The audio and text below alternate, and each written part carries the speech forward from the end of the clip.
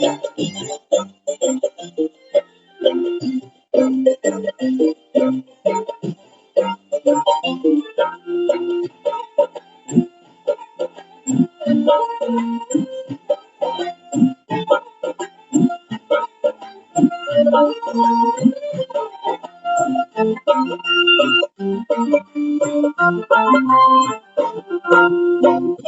लिखना सीखो ओ मेहनत करने वालों, पढ़ना लिखना सीखो ओ मेहनत करने वालों, ओ पोछा ढोने वालों, ओ भूख से मरने वालों, पढ़ना लिखना सीखो ओ मेहनत करने वालों, पढ़ना लिखना सीखो ओ मेहनत करने वालों।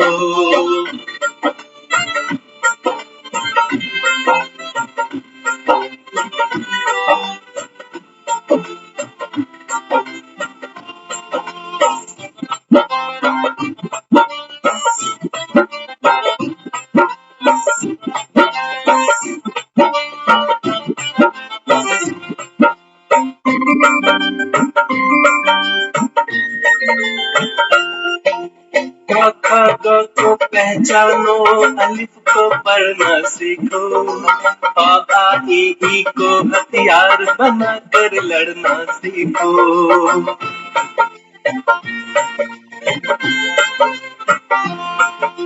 क ख ग को पहचानो, अलिफ को पढ़ना सीखो, अ आ इ ई को हथियार बना कर लड़ना सीखो। ओ सड़क बनाने वालों, ओ भवन बनाने वालों, पढ़ना लिखना सीखो ओ मेहनत करने वालों, पढ़ना लिखना सीखो ओ मेहनत करने वालों।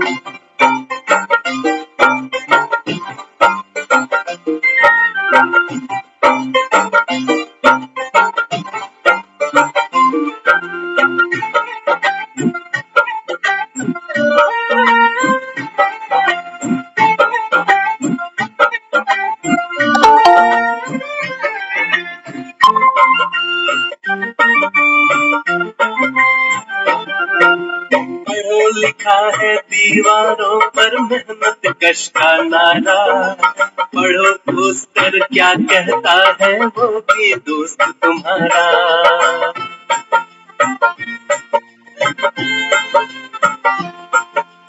पढ़ो अगर अंधे विश्वासों से पाना छुटकारा, पढ़ो किताबें कहती हैं सारा संसार तुम्हारा। ओ खेती करने वालों, मजदूरी करने वालों, पढ़ना लिखना सीखो ओ मेहनत करने वालों, पढ़ना लिखना सीखो ओ मेहनत करने वालों। ओ पोछा ढोने वालों, ओ भूख से मरने वालों, पढ़ना लिखना सीखो ओ मेहनत करने वालों, पढ़ना लिखना सीखो ओ मेहनत करने वालों।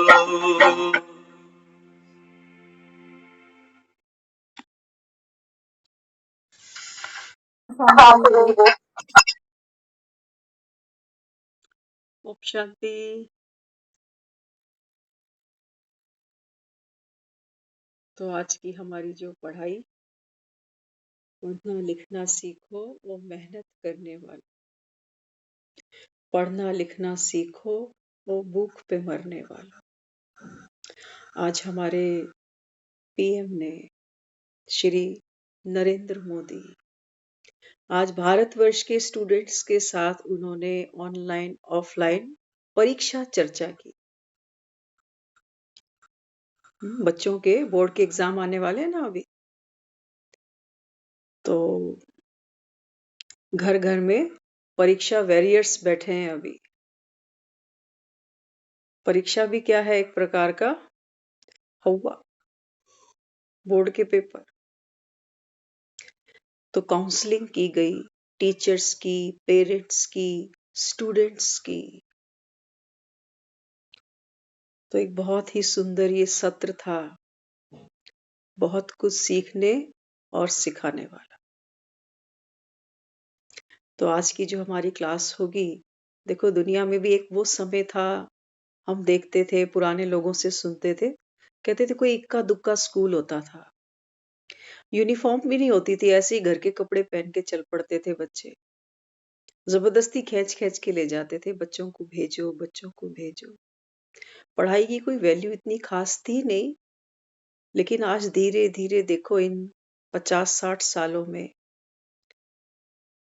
पूरे भारतवर्ष में सबका ये नारा है कि पढ़ो और पढ़ाओ, बेटी पढ़ाओ, बेटी बचाओ। नहीं तो उस जमाने में तो केवल जो स्कूल होते थे वो केवल लड़कों के लिए ही होते थे।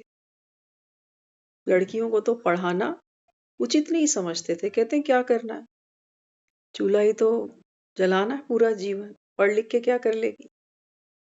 और आज देखो समय परिवर्तन हुआ, लोगों की सोच बदली, आज सब पढ़ रहे हैं। खुद अनपढ़ होंगे माँ बाप, लेकिन बच्चों को पढ़ाते हैं। आज सुबह भी बाबा ने पढ़ाई की बात की मुरली में। बाबा कहता है एक तरफ है विनाशी पढ़ाई, कोई एलएलबी बन जाए, कोई आईसीएस का पेपर पास कर जाए। वो बाबा कहता है अगर बीच में ही शरीर छूट जाए तो पढ़ा लिखा सब बाबा कहता है व्यर्थ गया, खत्म। और एक तरफ बाबा कहता है आपकी ये है रूहानी पढ़ाई, रूहानी बाप रूहानी बच्चों को बैठ पढ़ाते हैं। बाबा भी कहता है बच्चे पढ़ना लिखना सीखो, ओ मेहनत करने वालों। हर चीज पर मेहनत करते हैं हम। छोटा सा बच्चा होता है तो माँ बाप पीछे लग जाते हैं, स्कूल भेज, ट्यूशन जा। हम सब बाहर निकले हैं उस पीरियड से। आज हम भी वो सत्र सुन रहे थे, हमें बहुत अच्छा लगा। हमारा जब पहले दिन बोर्ड का पेपर था 10वीं क्लास का, तो हमें अच्छे से याद है, पढ़ाई में हम कोई कमी कभी छोड़ी नहीं हमने, बिना किसी के कहे मेहनत करते थे। लेकिन वो इतना बड़ा हौवा था बोर्ड के पेपर का, लोगों ने बनाया कि बाहर से पेपर आते हैं, बाहर का सेंटर होगा, टीचर भी बाहर के होंगे। तो जिस दिन पहला पेपर था, उससे एक रात पहले हमारे घर पे फिल्म चल रही थी दीवार, अमिताभ बच्चन वाली, देखी होगी शायद आप सबने। आज खुश तो बहुत हो गए तो है। तो हमको याद है जिस दिन हम पेपर देने सुबह सुबह जा रहे थे, तो अक्सर हमारे जो मन की घबराहट होती है, बेचैनी होती है, आज तक भी देखो अगर बाबा नहीं मिलता तो ये अंदर ही रह जाता, ये नर्क, ये विकार सब। अब तो बाबा ने हमको वेंटिलेशन बढ़िया दे दी। तो हम जब वो पेपर देने जा रहे थे तो हमारा जो चेहरा था वो रोनी सूरत थी, क्योंकि मन में डर था, घबराहट थी कि क्या होने वाला है पता नहीं। तो हम जब सीढ़ियां उतर रहे थे तो हमारे मदर रात को ही फिल्म देखी थी, तो उतरते उतरते उन्होंने कहा कि जा लिखते वक्त तेरे हाथ ना कांपे। वो अमिताभ बच्चन की मदर ने बोला ना उसको, शशि कपूर को, कि भाई पे गोली चलाते समय तेरे हाथ ना कांपे। तो उन्होंने इसको यहाँ कन्वर्ट कर दिया और हमारा रोना छूट गया। तो आज हम नरेंद्र मोदी जी का ये सत्र हमने सुना, परीक्षा चर्चा, परीक्षा वॉरियर्स, ये जो पेपर देने चल पड़ती है हमारी पीढ़ी, बोर्ड के एग्जाम्स,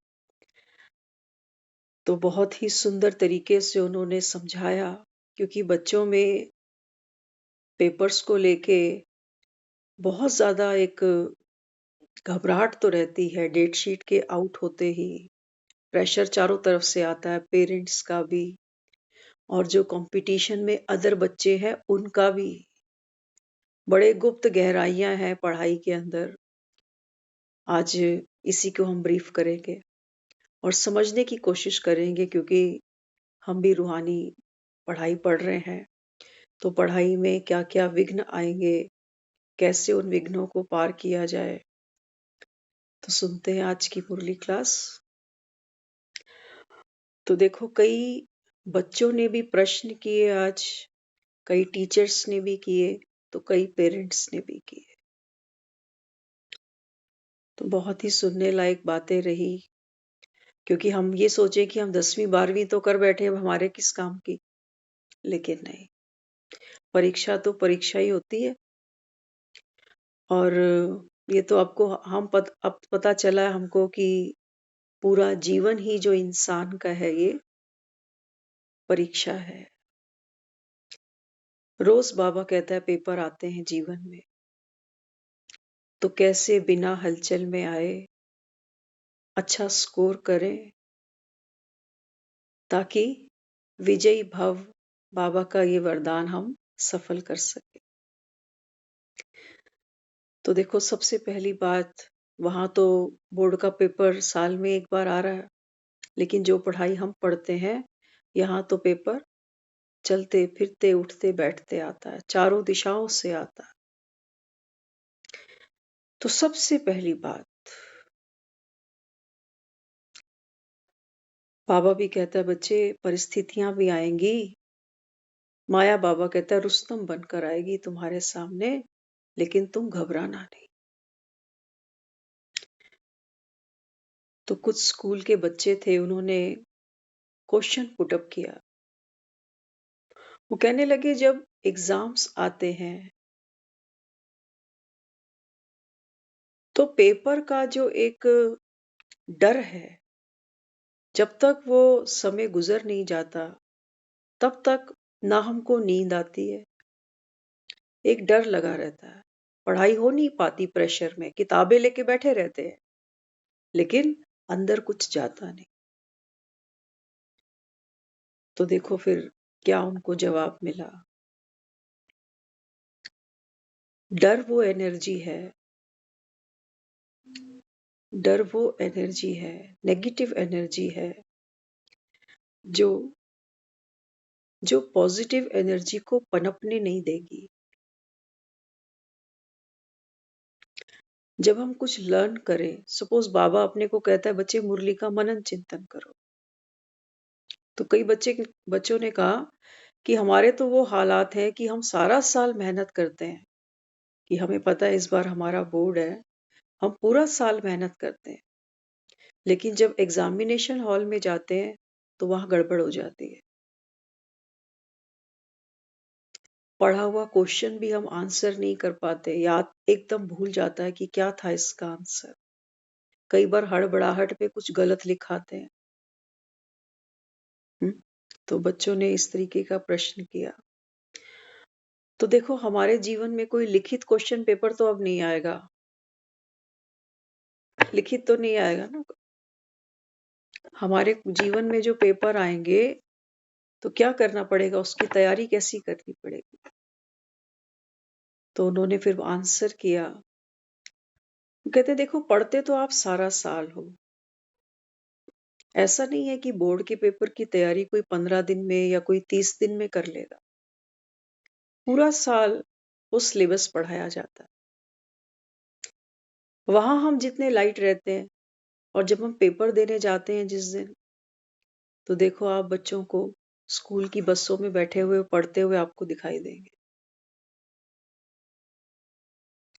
एग्जामिनेशन हॉल के बाहर उनके हाथ से किताबें नीचे ही नहीं जाती। कोई बात करे, माँ कहे अरे दूध पी ले, चाय पी ले, तो अंदर कुछ जाता ही नहीं, स्ट्रेस के कारण। माँ कहेगी दही खा के जा, तेरा पेपर अच्छा होएगा।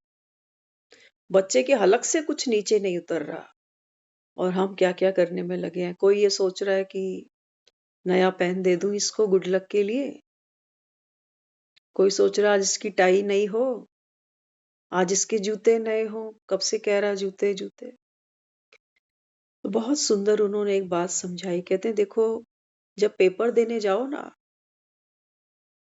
तो इन बाह्य चीजों को तो छोड़ दो, कि पेन नया है या नहीं है, आज जूते नए पहने कि नहीं पहने, है ना। तैयारी कौन सी दिखानी है, जो पूरा साल हमने मेहनत की है। हम सब जानते हैं कि वहां हर कोई पेपर देने वाला इतना घबराहट स्ट्रेस में होगा कि कोई हमारे नए पेन थोड़ी देखने वहां बैठेगा कि कौन सा पेन लेकर आया आज पेपर में लिखने के लिए।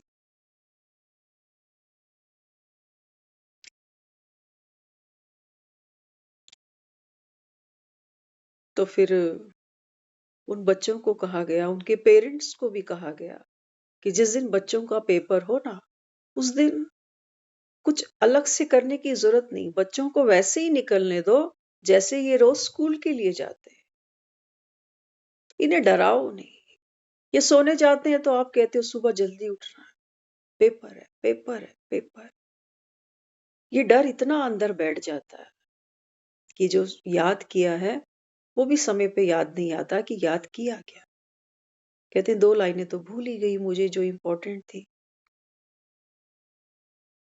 है ना। तो हम जो ये मुरलियां रोज सुनते हैं, बाबा भी कहता है बच्चे पेपर आएगा, तन से भी, मन से भी, संबंधों से भी, धन से भी। वो कहता है हर पेपर आएगा तुम्हारे सामने। लेकिन हम यही सोचते रहे कि बाबा कह रहा है पेपर आएगा, पता नहीं आज कौन सा आ जाएगा। तैयारी नहीं कर रहे, बस प्लानिंग हो रही है। कौन सा आ जाएगा पता नहीं, किसकी वजह से आ जाएगा ये भी पता नहीं। तो देखो यहाँ पर तो जो पढ़ाई हम पढ़ रहे हैं ना, दुनिया में तो लौकिक पढ़ाई है, पढ़ाने वाले अलग हैं, स्टूडेंट अलग हैं, तो पेरेंट्स अलग हैं। सबका अपना अपना रोल है, हर कोई दी बेस्ट चाहता है। बच्चा भी चाहता है, वो चाहता है अगर नंबर कम आएंगे तो माँ बाप की सुननी पड़ेगी, टीचर की भी सुननी पड़ेगी। हाँ, और मजे की बात, माँ बाप छोड़ेंगे तो नहीं, कहेंगे तेरे से अच्छा तो तेरा भाई है, तेरे से अच्छी तो तेरी बहन है, तेरे से ज्यादा नंबर लेके है। तो कह रहे कि पेरेंट्स को कभी भी अपने ही बच्चों के बीच में भी कभी कंपैरिजन नहीं करना, नहीं कर। हमारे भी तो भाई बहन है, हमारी सबकी मार्कशीट एक जैसी है? हो सकती है कभी किसी की एक जैसी? हो नहीं सकती। तो वो कहने लगे कि देखो एग्जाम्स का स्ट्रेस आता है तो करें क्या। तो मोदी जी ने बहुत सुंदर बताया, वो कहते हैं देखो हर स्कूल में म्यूजिक टीचर होते हैं, और अगर म्यूजिक टीचर चाहे तो एग्जाम्स का स्ट्रेस ना तो बच्चों में आए ना ही टीचर्स में। म्यूजिक तो हमारे भी पास है। बाबा ने कई बार मुरलियों में कहा कि बच्चे रिकॉर्ड अपने पास रख। कहता है ना बाबा, रिकॉर्ड सुनने से क्या होगा, जीवन में उमंग और उत्साह ये बढ़ेगा, डर भाग जाएगा, पॉजिटिव एनर्जी बढ़ेगी, नेगेटिव विड्रॉ हो जाएगी। So simple. तो गाने तो हमारे भी पास है। और सुनो, कई बार कुछ बच्चे ऐसे होते हैं, बच्चों ने ही प्रश्न किया कि देखो पढ़ाई है तो कंपटीशन तो होगा ही। जब हमारे ही साथ का 90% नंबर ले आए और हमारे 60 आए, तो ये हेल्दी कंपटीशन नहीं है। आपस में रीस भी होती है, ईर्ष्या भी होती है, पेरेंट्स भी सुनाते रहते हैं, ताने मारते रहते हैं। तो हम क्या करें फिर। हमें ये आंसर बहुत पसंद आया, सचमुच। बहुत ध्यान से सुनना। देखो मोदी जी ने कहा कि मान लो अगर कोई और बच्चा 90 नंबर ले गया किसी सब्जेक्ट में,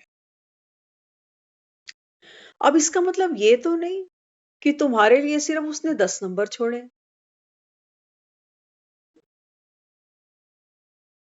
सोचो, हम कह रहे हैं वो 90 ले गया, तो ऐसा तो नहीं कि उसने सिर्फ तुम्हारे लिए 10 नंबर ही छोड़े। नहीं, जो आगे बढ़ गया, जो अच्छे नंबर लेके आया, उससे ईर्ष्या नहीं करो।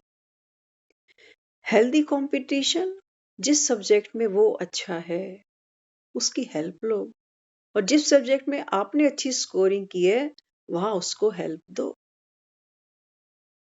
Healthy competition. उन्होंने कहा कि दोस्त बनाओ प्रतिभाशाली। ऐसे नहीं कि जिनके नंबर बहुत अच्छे आते हैं ना, उनसे तो हमको घृणा होती है। कंपटीशन का ज़माना है ना, तो हम भी क्या करते हैं अपने बच्चों में ये एसिड डाल देते हैं कि किसी की खुशी पे खुश मत होइयो। हम आपको सच बता रहे हैं, आज जो मोदी जी ने वहाँ बोला वो हमने खुद किया है लाइफ में। वो कहते हैं हमने ऐसे-ऐसे बच्चे देखे हैं कि खुद अच्छे नंबर से पास होकर गए, लेकिन एक साथ में फ्रेंड है खास, अगर वो रह गया तो वो घर पे मिठाई नहीं बाँटते। कि खुद पास हो गया हूँ, लेकिन मेरा एक फ्रेंड रह गया, तो घर पे मिठाई नहीं बाँटी उसने। और एक ऐसा भी फ्रेंड हमने देखा जीवन में, जो खुद फेल हो गया, लेकिन दूसरे ने अच्छे नंबर ले लिए, तो घर में जाके मिठाई बाँटी कि मेरा फ्रेंड पास हुआ। क्या कहोगे इसको? और ये तो अपने भी साथ में हुआ। एक हमारी खास फ्रेंड थी, 10th की ही बात है। उनकी कंपार्टमेंट आ गई थी एक सब्जेक्ट में। हम सब क्लियर कर गए थे, उनकी कंपार्टमेंट आ गई थी। तो जो माहौल था उस समय वो बहुत हेल्दी तो नहीं था। खुशी भी थी पास होने की, लेकिन उसके पीछे छूटने का एक भय भी था कि पता नहीं, चलो चांस तो है अभी, लेकिन क्या होगा भविष्य में वो पता नहीं। लेकिन लकीली उनका वो जो पेपर था वो क्लियर हो गया और हम सब अगली क्लास में फिर गए।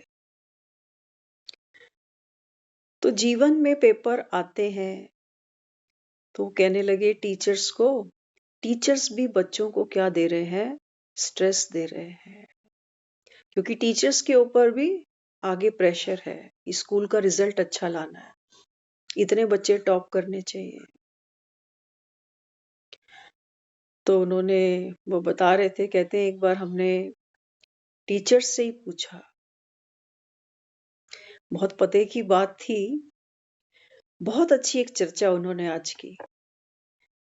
वो कहते हैं हमने एक बार सारे टीचर्स थे, सबको पूछा कि आप 30 साल से टीचिंग लाइन में हो, कोई 35 साल से टीचिंग लाइन में है। कहते हैं आपने जिन बच्चों को पढ़ाया होगा, अब तो वो पढ़ लिख कर नौकरियां कर रहे होंगे, शादियां हो गई होंगी, उनके बच्चे भी हो गए होंगे। तो बोले हाँ, अब तो 30-35 साल में कहाँ से कहाँ चले गए होंगे वो सब जो हमसे पढ़ के गए। तो उन्होंने पूछा, कहते हैं इतने बच्चे आपसे पढ़ के गए हर साल, क्या किसी एक भी बच्चे ने आपको अपनी शादी का कार्ड दिया कि सर मेरी शादी है, आप आना? तो 99 जो परसेंट टीचर्स थे, उन्होंने मना किया। कहते नहीं, जो पढ़ के गए हैं वो कभी मिले नहीं हमें, कि हम कहाँ हैं, कहाँ शादी हुई, क्या हुआ, कोई टच नहीं है। तो देखो उन्होंने टीचर्स के लिए कितना सुंदर पैगाम दिया। वो कहते हैं इसका मतलब आपने सिर्फ नौकरी की, किसी का जीवन नहीं बदला। टीचर्स का तो काम होता है किसी का जीवन परिवर्तन करना, आपने तो सिर्फ नौकरी करी। तो उन्होंने बहुत सुंदर एक एग्जाम्पल दिया। कहते हैं देखो दुनिया में डॉक्टर्स तो बहुत होते हैं, एक वो डॉक्टर होता है जो मेरे घर के नुक्कड़ पे कहीं आसपास बैठा है। मैं जब उसके पास जाऊं दवा लेने के लिए, तो वो डॉक्टर मुझे अगले दिन दूसरे दिन फोन करके पूछता है कि बताओ अब तबीयत कैसी है, आराम आया? हम्म? तो उस डॉक्टर के प्रति क्या होता है, एक बॉन्डिंग होती है कि इसको मेरी फिक्र है। हम खुद उससे फोन करके पूछ लेंगे कि डॉक्टर साहब अब बताओ क्या करूं, इतना आराम नहीं लग रहा, इतना फर्क नहीं लग रहा।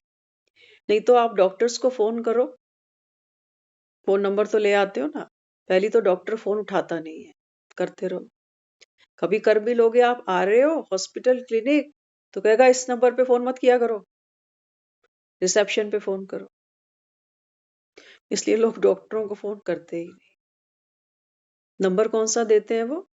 जहां अपॉइंटमेंट लेनी होती है उससे बात करो, कितने बजे डॉक्टर साहब मिल सकते हैं। डॉक्टर किसी से नहीं पूछता हाल तबीयत, पूछता है कभी किसी पेशेंट को फोन करके? अरे उसका स्टेटस नीचे आ जाएगा, लोग कहेंगे वेला है ये तो, मेरे ही पीछे लगा हुआ है, हर 2 दिन बाद फोन करता है। लेकिन ऐसे डॉक्टर के प्रति क्या होगा जो हमें खुद फोन करता है? एक विश्वास जागता है, लगता है कि ये सिर्फ पैसे नहीं कमा रहा, होता है ना। तो उन्होंने टीचर्स को भी कहा, कहते हैं कभी ऐसा हुआ कि क्लास में किसी बच्चे ने टॉप किया हो और आप उसके पेरेंट्स से उसके घर गए हो बधाई देने? कभी नहीं हुआ। कौन सा टीचर वेला बैठा हुआ है? किसी बच्चे ने कुछ गलत कर दिया क्लास में, क्या आपके मन में आया ऐसा कि चलो आज मैं इसके पेरेंट्स से बात करता हूँ, शिकायत करने के लिए नहीं? आज देखते हो स्कूलों में पेरेंट्स मीटिंग होती है, सब कोसते हैं। वो पेरेंट्स को कहते हैं बच्चों पर ध्यान दो, और पेरेंट्स कहते हैं कि यही इसलिए तो आपके स्कूल में भेजा है कि आप ध्यान दो।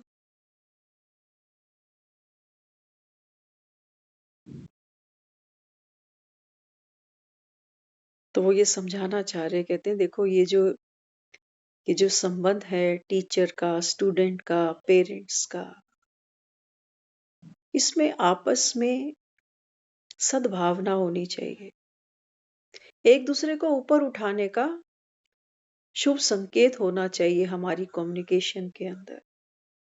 आज हम देखते हैं पेरेंट्स ट्यूशन वाला जो होता है ना, ट्यूशन वाले के पास जाते हैं, कहते हैं बच्चे के नंबर देखो, क्या पढ़ाते हो इसको?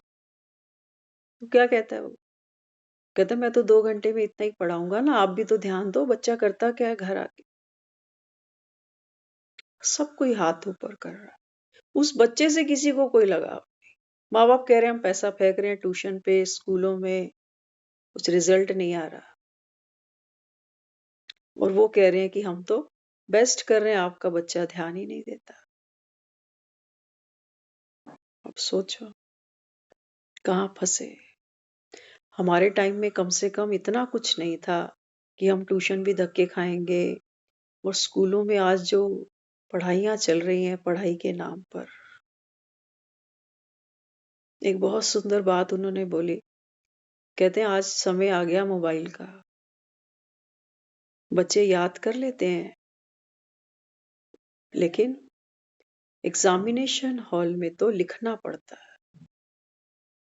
लिखने की आदत आज बच्चों में नहीं है, थोड़ा सा लिखते हैं कहते हैं दर्द हो गया हाथ में। हमें याद है हम बोर्ड का पेपर देने जाते थे, 3 घंटे नॉन स्टॉप लिखते थे, नॉन स्टॉप। तभी तो ये स्कूलों में बच्चों को रिटर्न वर्क देते हैं कि लिखो, और आज की जनरेशन लिखने में कच्ची है। अच्छा लिख आते हैं वहां तो वो मिस्टेक देखते हैं लिखने में, स्पेलिंग ठीक है कि नहीं, क्योंकि स्पेलिंग मिस्टेक होगी तो नंबर कट जाते हैं उसके। तो उन्होंने यही एक्सप्लेन किया कि भी देखो लिखने की आदत डालो, अपने आप लिखो फिर उसको करेक्ट करो। अगर 100% टाइम तुम लर्निंग में दे रहे हो, याद करते जा रहे हो, तो 50% टाइम लिखने पर भी देना पड़ेगा, क्योंकि एग्जामिनेशन हॉल में आपको थ्योरी करनी पड़ेगी। अब आप सोचो हमारी मुरली से इसका क्या कनेक्शन है, क्योंकि पढ़ाई तो हम भी पढ़ रहे हैं ना। हम्म, बाबा के क्लास के बड़े बड़े महारथी हम देखते हैं, जब बैठते हैं क्लास में तो एक डायरी और पेन जरूर लेकर बैठते हैं। अपने हाथ से जब हम कोई चीज, देखो भक्ति में भी ऐसे बहुत से लोग आपको मिलेंगे जो भजनों की डायरियां बनाते हैं, उनकी लगन है, जरा कुछ नया सुना फट से लिख डालते हैं। लगन है ना। तो बाबा कहते हैं बच्चे ये तो क्या है, आपकी रूहानी पढ़ाई है। पाप जो सुनाता है, बाबा कहते हैं बच्चे इसको लिखो, लिख कर बाबा कहता है इसका फिर मनन चिंतन करो, जब तक बाबा कहता है आपको धारणा नहीं होगी ज्ञान की, तो दूसरों को फिर क्या दे दोगे? आज की मुरली अगर सुबह सुनी हो, तो बाबा ने देखो कितनी सुंदर बात बताई।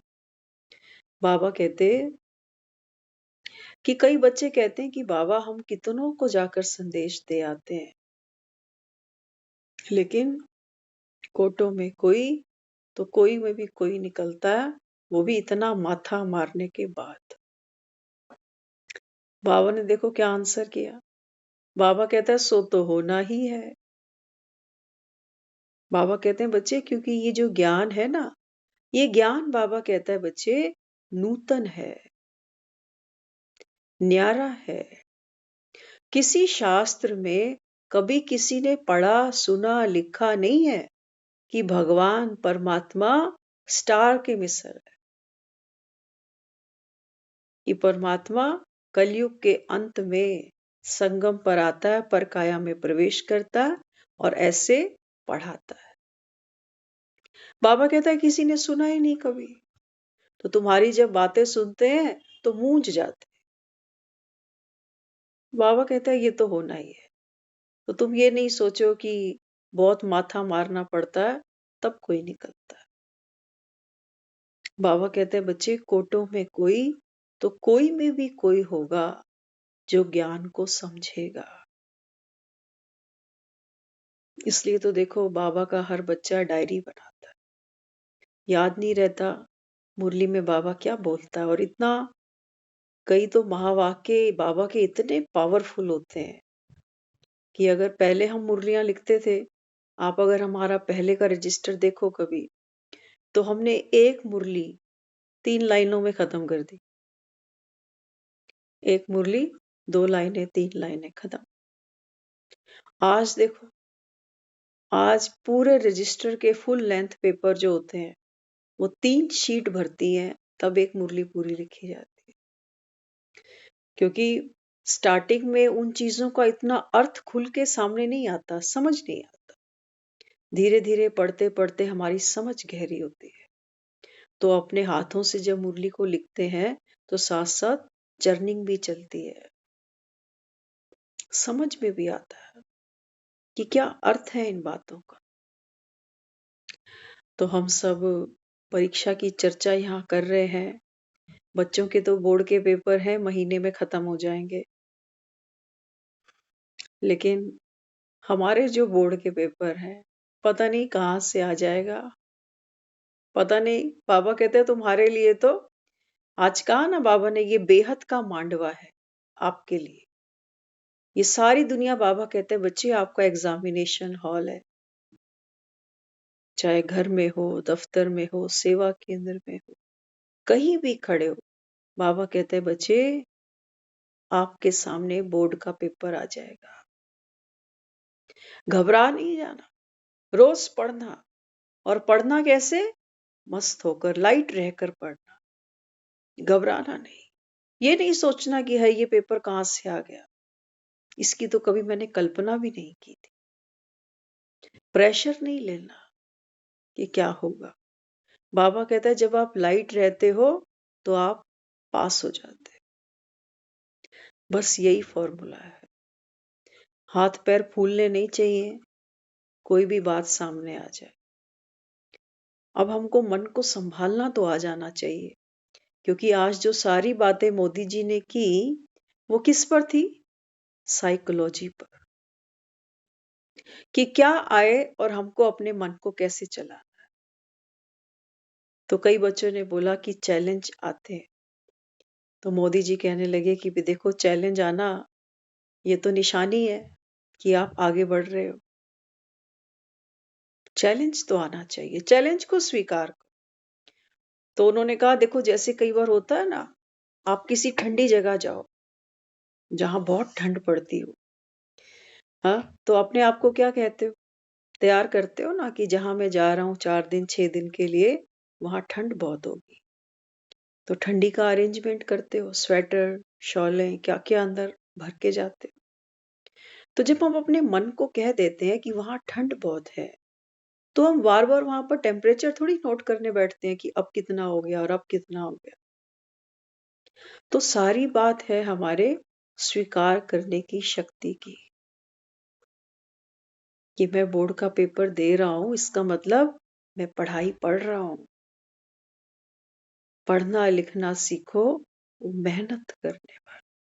बाबा कहता है 63 जन्म तो तुमने मेहनत ही की है बच्चे। देखते हो, आज कहते हैं लड़कियों को भी पढ़ाओ, अनपढ़ लड़की को कोई रिश्ता नहीं लेगा। आजकल तो पढ़ाई कंपलसरी हो गई है, चाहे बर्तन भी मांज रहे हो तो भी मेड कैसी चाहिए, पढ़ी लिखी। समय के साथ चलना पड़ेगा। तो बाबा कहते हैं बच्चे जो पढ़ाई आप पढ़ रहे हो, ये तो बाबा कहते हैं अविनाशी है, क्योंकि पढ़ाने वाला बाप भी अविनाशी है। तो क ख ग को हथियार बनाकर लड़ना सीखो। बाबा कहते हैं बच्चे आपके हथियार क्या हैं? आपके हथियार हैं ये पढ़ाई, कि जीवन में क्या पेपर मेरे सामने आ जाए और मुझे कैसे इसको क्रॉस करना है, इस समय को, इस परिस्थिति को। बस यही हमारी पढ़ाई है। गुजरना तो पड़ता है ना। देखो, समय आता है जीवन में, दुख भरा आता है, कई बारी पास तो करना पड़ता है। कई बार लंबे पेपर होते हैं, सालों लग जाते हैं पार करते करते रास्ता। और करते कैसे हैं? रो रो के, दुखी होकर। कोई दुनिया से जाता है तो कहते हैं 1 साल त्योहार नहीं मनाने। बाबा कहते हैं बच्चे, अगर ज्ञान की रोशनी भीतर है, त्योहार का मतलब ये नहीं कि हम बाजारों में जाएं, शॉपिंग करें, वो सब नहीं। लेकिन हमारे मन की शांति ये तो भंग ना हो, यही तो त्योहार है। हमारे मन का सुख चैन ये भंग ना हो जाए, यही हमारा त्योहार है। तो मन की शांति पाने के लिए बाबा कहते, जो सबसे बड़ी सौगात है वो है ये मुरली। मुरली बाबा कहता है ये मन का विज्ञान है, हमारी मुरली। अनंत जन्मों में आत्मा अनंत यात्राएं करती है, अनंत दुख और सुख, न जाने कितने विघ्न, पहाड़, खाइयां, खड्डे, कैसी कैसी परिस्थितियां जीवन में आती हैं, और कहां कहां हम घायल होते हैं। कितने मन पर ऐसे घाव हैं, ऐसी चोटें हैं, जो हम कहते हैं कि ये तो मरते दम तक नहीं भूलेगा। तो क्या करें? उसके लिए बाबा कहता है बच्चे, ये पढ़ना लिखना सीखो, नहीं तो संसार के जो दुख हैं उनकी तो कोई दवा नहीं है। देखते हो लोग भक्ति करते हैं बेचारे, हमने भी की, लेकिन बाबा ने हमको बेचारों की लिस्ट से बाहर निकाल दी। बाबा कहते हैं ज्ञानी आत्मा को इतना समझ में आ जाना चाहिए कि दुनिया में मांगने से नहीं मिलेगा, सुख मांगने से नहीं मिलेगा, भगवान के आगे माथे झुकाने से भी नहीं मिलेगा, उसकी गोल गोल गोल गोल परिक्रमा करने से भी नहीं मिलेगा। बाबा कहता है यज्ञ में पैसा डाल दो तब भी नहीं मिलेगा। आया ना 2-3 दिन पहले की मुरली में। कई तो सोचते हैं हमने पैसा यज्ञ में दे दिया, हम तो सतयुग में आए कि आए। बाबा कहता है भूल जाओ, भूल जाओ। बाबा कहता है पढ़ाई जरूरी है, बिना पढ़ाई के बाबा कहता है बच्चे मैं कुछ कर नहीं पाऊंगा तुम्हारा। तो पढ़ के देखो, जो पढ़ते हैं रोज रोज रोज रोज, हम महसूस करते हैं कि हमारे जीवन में कई चीजें आती हैं। जो पहले आती थी मन दुखता था, परेशान होता था, लेकिन आज मन की ड्राइविंग हमको भी थोड़ी थोड़ी आ गई करनी। आज पता चल गया कि कैसे चलाना है अपने मन को। तो बाबा कहते हैं जब आप ये पढ़ाई पढ़ोगे तो अपना जीवन भी सुखमय बनेगा। और बाबा कहता है फिर जिन जिन के संबंध संपर्क में आओगे, बाबा कहते हैं वो आत्माएं भी सहज सुख शांति का अनुभव करेंगी ना। कोई अपनी गाड़ी ठीक से चला ले और किसी को ना चलानी आती हो, खुद भी मरे और दूसरे को भी साथ में लेके मरे। तो बाबा कहते हैं बच्चे ये है आपकी रूहानी पढ़ाई। एग्जामिनेशन हॉल से नहीं घबराओ, पेपर देख के नहीं घबराओ। बाबा कहता है बस एक ही पुरुषार्थ करो, हाउ टू बी लाइट। रोज मुरली में जनवरी मास में स्लोगन के भी बाद एक पॉइंट आता रहा है, अपनी अव्यक्त फरिश्ता स्थिति को अनुभव कैसे करें। और बाबा ने इतने इतने पावरफुल पॉइंट्स उसके अंदर दिए हैं हमें। अगर हम रोज उसकी भी ड्रिल करते चले या दिन में कम से कम 2-1 बारी खुद को स्मृति ही दिलाते चले ना, तो बाबा कहता है आपकी जो पढ़ाई है ये पद्मा पदम, बाबा कहता है आप पदम अधिकारी बनते हो अपने वर्षे के। लेकिन मेहनत तो हमको करनी पड़ेगी। बाबा भी कहता है कोई अगर पढ़ाई में आगे चलता है ना, उससे ईर्ष्या नहीं करो।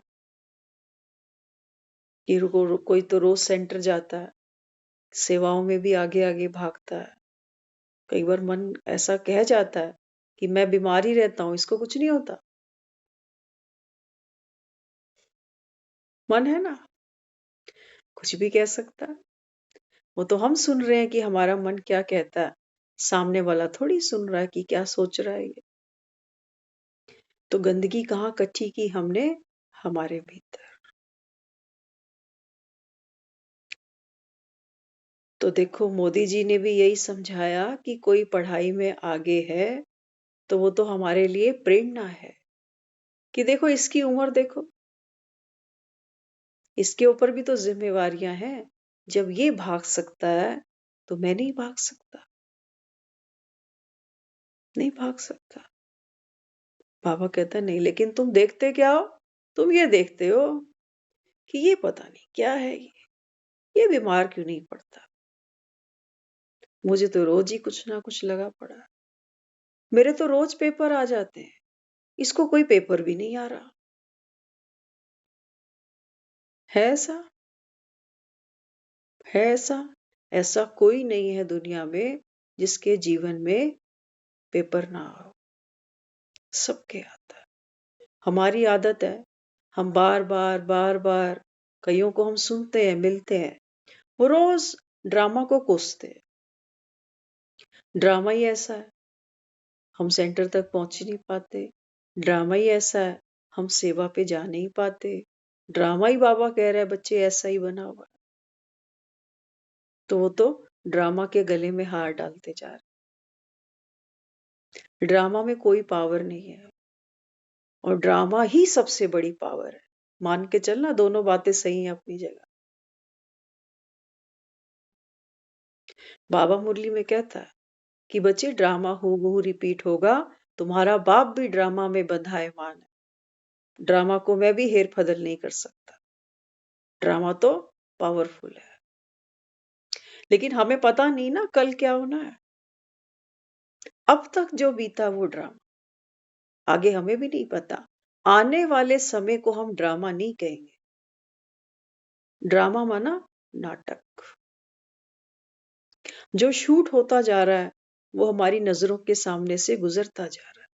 आज मैंने सारा दिन क्या किया, क्या पुरुषार्थ किया, क्या मैंने मनसा की, क्या मेरा योग रहा, ये सिर्फ मुझे पता है और किसी को भी नहीं पता, कोई जान भी नहीं सकता। आज हमारी दीदी से बात हुई, ट्रेन में थे दीदी आज, तो दीदी से पूछा ट्रेन ठीक समय पे मिल गई, कह रहे हाँ मिल गई। ट्रेन में कहते मैं आपको याद कर रही थी, आप भी चलते साथ में। मैं दीदी फिर देखते हैं नेक्स्ट टाइम चलेंगे। अच्छा बात कर ली, अब मन क्या सोच रहा है। मन तो ट्रेन में बैठ गया, मन को कोई टिकट चाहिए क्या, मन चढ़ गया ट्रेन में।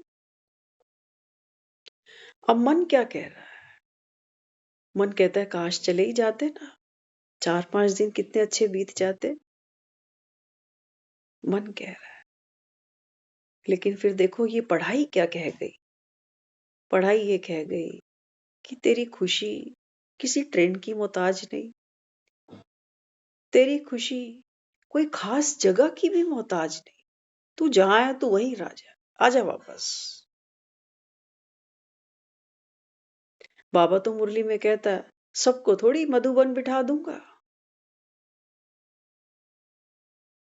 मैं तो दीदी को बोला फोन पे, मैं कहा दीदी हम जहां खड़े हैं वही मधुबन है। वो जैसे अमिताभ बच्चन कहता था ना, हम जहां खड़े होते हैं लाइन वहीं से शुरू हो जाती है। तो पढ़ाई हमको खुशी दे। हम जहां खड़े हैं, जैसे जिस हालात में हैं, हम हैप्पी सिंह बन जाएं। ये है हमारी पद्मा पदम कमाई।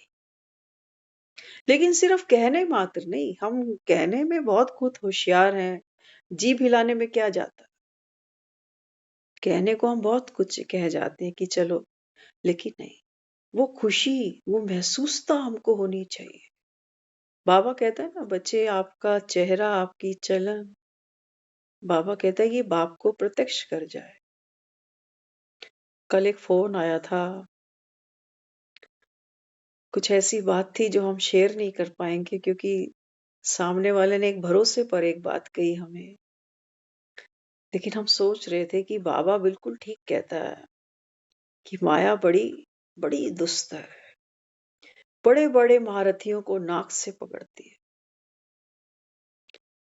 तो हम सोच रहे उनके बारे में, मन हुआ एक लंबी चर्चा उनके साथ कई दिन करनी पड़ेगी, तब शायद थोड़ी उनकी सेवा हो सके, क्योंकि वो ऑलरेडी ज्ञान में बहुत पुराने हैं, बहुत पुराने हैं। लेकिन बाबा कहता है बच्चे, बुद्धि है ना, भटकने में टाइम नहीं लेती। पता नहीं क्या चाहिए मन को, जिस कॉन्सेप्ट पे वो अटके पड़े हैं। हमें जानकर ताज्जुब तो नहीं हुआ, चर्चा पहले भी हुई थी एक दो बारी उनसे, लेकिन कॉन्फिडेंशियल है, थोड़ा सा पूरा नहीं खोल पाएंगे। लेकिन सिर्फ इतना ही ब्रीफ में कहना चाहेंगे अभी कि देखो, पुराने पुराने लोग भी हैं ना, जो मुरलियों को लंबे समय से सुनते हैं, ना केवल सुनाते भी हैं, दूसरों को भी जाकर सुनाते हैं, ज्ञान सुनाते हैं, कोर्स कराते हैं। ऐसी ऐसी आत्माएं भी यज्ञ की, कब कहाँ किसके पांव डगमग हो जाए कुछ कह नहीं सकते। लेकिन चलो, उन्होंने हमको कुछ समझ के फोन किया तो हमारी भी ड्यूटी बनती है। बाबा कहता है बच्चे, महावीर का पाठ खेलना पड़ेगा।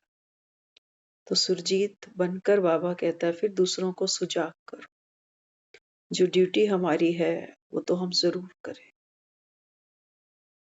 है ना। तो पढ़ाई क्या करती है, जो पढ़ा हुआ होगा, बाबा कहता है जो धारणा मूर्त होगा ना, वो दूसरों को भी बाबा कहता है संभाल लेगा। और बाबा कहता है फिर क्या हुआ, ब्राह्मण वृद्धि को पाएंगे ही पाएंगे। ये भी ड्रामा की नूंद है, कई आएंगे तो कई जाएंगे। इसलिए बाबा बार बार मुरली में कहता है बच्चे, कुसंग बोरे। वो बता रहे थे, कहते हैं कोई कोई हमको वाया वाया ऐसे ऐसे मिल गया, तो क्या कह सकते हैं उसके भी बारे में। लेकिन हमेशा अपना खुद का स्टैंड क्लियर होना चाहिए कि मैं जो यहाँ बैठा हूं किस लिए। जब डायरेक्ट भगवान मुझे सुना रहा है तो फिर मैं किसी और की क्यों सुनूं, क्यों सुनूं। ऐसा कुछ है जो भगवान नहीं जानता और कोई दूसरा जानता है? क्या ऐसा कुछ है जो कोई भगवान से भी बड़ा दाता बन जाएगा? नहीं। हमने इसके ऊपर मंथन किया, बहुत सी चीजें ऐसे निकल कर आई कि हम उनको ये सब चीजें, देखो कुछ रास्ते ऐसे होते हैं जो लोग भटक जाते हैं। तो कोशिश तो अपनी यही हो, शुभ वाइब्रेशंस भी बाबा कहता है मनसा से सेवा करो, क्योंकि वो आत्मा ऑलरेडी ब्राह्मण है। हो सकता है जो हम कुछ कहना चाहें वो हमसे कुछ और भी ज्यादा एक्सप्लेन कर सके उन बातों को। लेकिन बाबा कहता है बाप पर निश्चय है। एक बाप को पहचान लिया, इसी में चूक हो जाती कई बार, इसी में चूक हो जाती। बाबा मुरली में कहता है बच्चे एक बाप की श्रीमत सुनो बस। तो इसलिए बाबा आज कहते हैं मुरली में, बाबा कहते हैं तुमको पढ़ने का शौक होना चाहिए, इससे उमंग उत्साह बढ़ता है। तो मुरली अपने आप में एक पावरफुल डोज है। तो बाबा कहते बाप सुख नहीं देते, सुख का रास्ता बताते हैं क्यों। ध्यान से सुनना। हर टीचर स्टूडेंट की आंसर शीट चेक करता है, नंबर वही दे रहा होता है, टोटल वही लगाता है। बाबा कहते हैं मैं तुमको सुख नहीं देता, सुख का रास्ता बताता हूं। ज्ञान और भक्ति का डिफरेंस समझना। हमने माना कि भगवान सुख देगा, घर परिवार बच्चा हेल्थ वेल्थ हैप्पीनेस भगवान देगा। यहां वो कह रहा है मैं दूंगा नहीं, मैं तुमको रास्ता बताऊंगा, चलना तुमको। इसलिए दुनिया में हर कंफर्ट हर सुख सबको एक जैसा नहीं मिला होगा। प्रूफ है इस बात का कि भगवान नहीं देता। अगर भगवान देता तो सबको एक जैसा देना था। तो बाबा कहते सब बाप के बच्चे हैं, अगर एक को सुख दे तो ये तो ठीक नहीं है ना। एक बाप के पास प्रॉपर्टी हो, 4 बेटे हो, एक को दे 3 को बेदखल कर दे, हो सकता है ऐसा, हो सकता है कलयुग में, हो सकता है बाप कर भी दे। आजकल बाप अखबार में डाल देते हैं कि मेरी प्रॉपर्टी इन बच्चों की नहीं है। बहुत कुछ हो जाता है। बाबा कहते हैं लेकिन अगर भगवान वर्षा दे, प्रॉपर्टी दे, सुख दे, तो बाबा कहते हैं बच्चे मैं तो फिर सबको दूंगा, एक ही जैसा दूंगा। लेकिन बाबा कहता है ये तो हो नहीं सकता, लॉ नहीं कहता। लौकिक बाप देखो बच्चों को बराबर हिस्सा देता है, बेहद का बाप हिस्सा नहीं बांटते, सुख का रास्ता बताते। ऐसा नहीं कि शिव बाबा के पास जो वर्षा है वो 800 करोड़ आत्माओं को हिस्से कर देगा, ये तेरा ये तेरा ये तेरा ये तेरा, करेगा ऐसे नहीं। वो कहता है मैं सबको केवल रास्ता बता देता हूं कि देखो ये तरीका है, पहले 7 दिन का कोर्स उठा लो और फिर मुरली सुनते जाओ। ये रास्ता है। वो कहता है अगर सुख शांति चाहिए, स्वर्ग जाना है। आज की मुरली थी, सुबह बाबा कहता है देखो दुनिया में 7 वंडर्स दिखाते हैं, 7 अजूबे, और बाबा कहता है बाप एक ही वंडर दिखाता है, वो है स्वर्ग। जिसको बाबा कहता है दुनिया में किसी ने देखा नहीं है, लेकिन याद तो सब करते हैं कि मरा तो स्वर्ग गया। बाबा कहता है मैं तो यही वंडर तुमको दिखाता हूं, लेकिन ये वंडर होगा कब? बाबा कहता है जब आप वंडरफुल बनोगे तब। वंडरफुल बाबा कहता है आप बनोगे इस पढ़ाई से, क्योंकि तुम्हारा बाप भी वंडरफुल, तो पढ़ाने वाली ये जो बाबा कहता है ये पढ़ाई है, ये भी वंडरफुल है। इसके जैसा कोई बाप है दुनिया में? कोई भी नहीं है। ऐसी कोई पढ़ाई है दुनिया में? है नहीं। क्लासरूम में देखते हैं ब्लैक बोर्ड होता है। बाबा कहते हैं बच्चे यहाँ पर आपका जो बोर्ड है वो क्या है? आपकी मनसा, हमारे संकल्प, हमारे विकल्प, सारा दिन हम क्या लिखते हैं, क्या मिटाते हैं, ये हमारी मनसा है। अच्छा लिखो बाबा कहता है, अच्छा सोचो तो अच्छा अच्छा होगा। तो इसलिए बाबा कहते जितनी सर्विस करते उतना ऊंच पद मिलेगा, जितना पढ़ेंगे और पढ़ाएंगे उतना अपना ही फायदा है।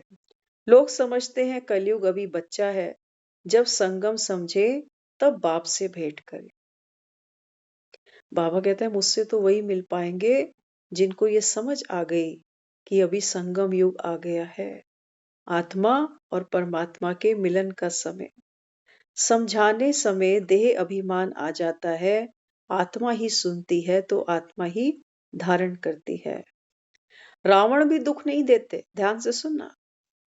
बाबा कहते हैं रावण भी दुख नहीं देते, दुख का उल्टा रास्ता बताते हैं। रावण भी कोई दुख नहीं दे रहा, बाबा कहता है ये तुमको उल्टा रास्ता दिखाता है कि ये सुख तो मिला ही नहीं। गुस्सा करने से बात संभल जाएगी, गुस्सा करने से लोग डरेंगे, चिल्लाने से मेरी बात सही मानी जाएगी।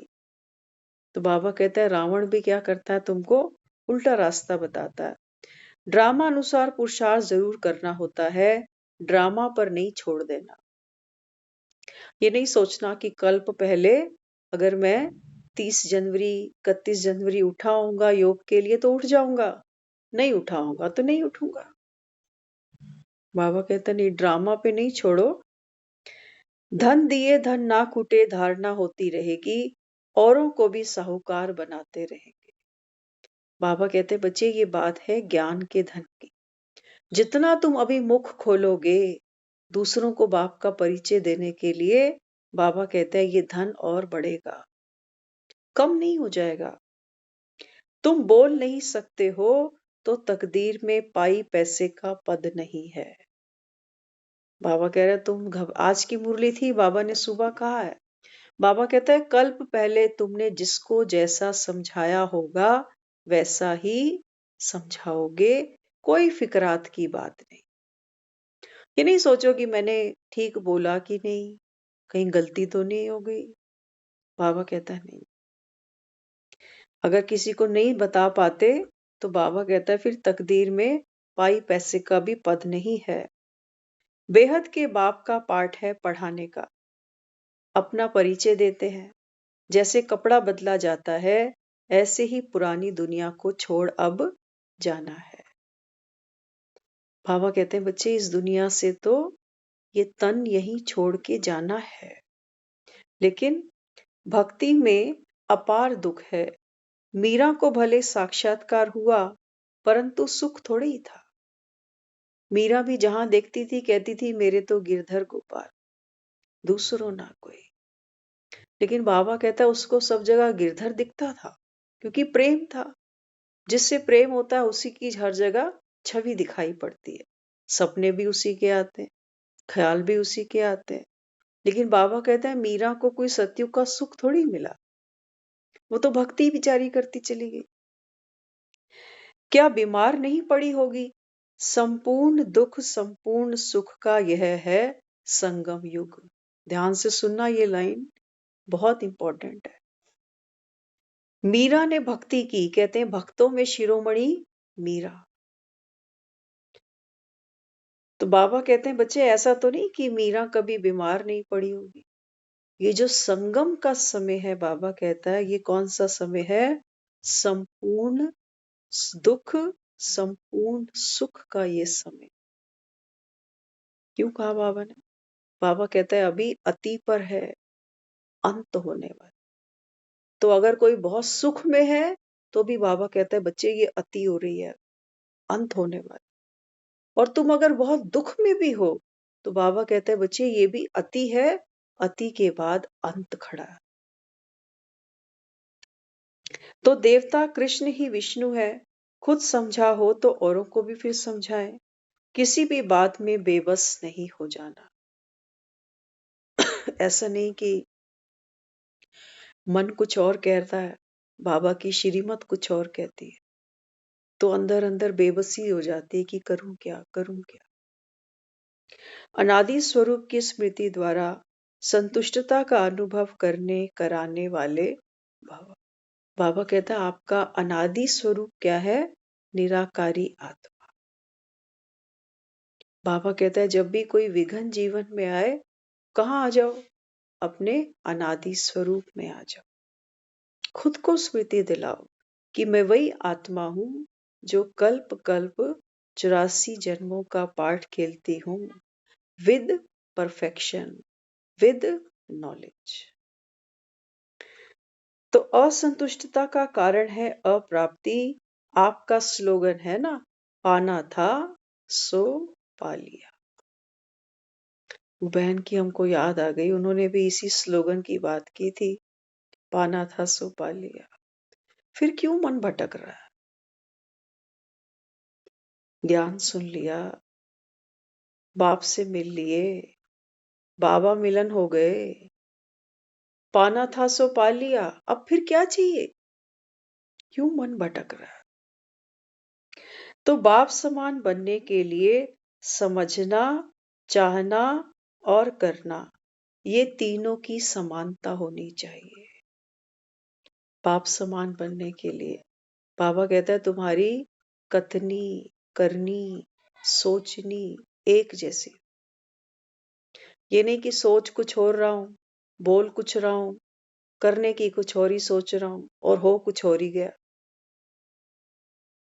बाबा कहता है जैसा सोचोगे वैसे बन जाओगे। बनने की हम बाहर बहुत कुछ कोशिश करते हैं, सच्चा बनने की, हेल्पफुल बनने की, मीठा बनने की। लेकिन बाबा कहते हैं बच्चे, पहला परिवर्तन कहाँ करना पड़ेगा?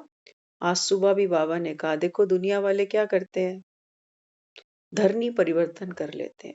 रेत में भी बाबा कहता है लोग फूल उगा लेते हैं, रेत के अंदर, पहाड़ के ऊपर।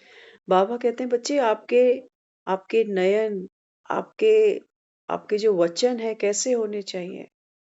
भक्ति में हम सुनते थे ना, नयनम मधुरम, अधरम मधुरम, कर्णम मधुरम, चरणम मधुरम।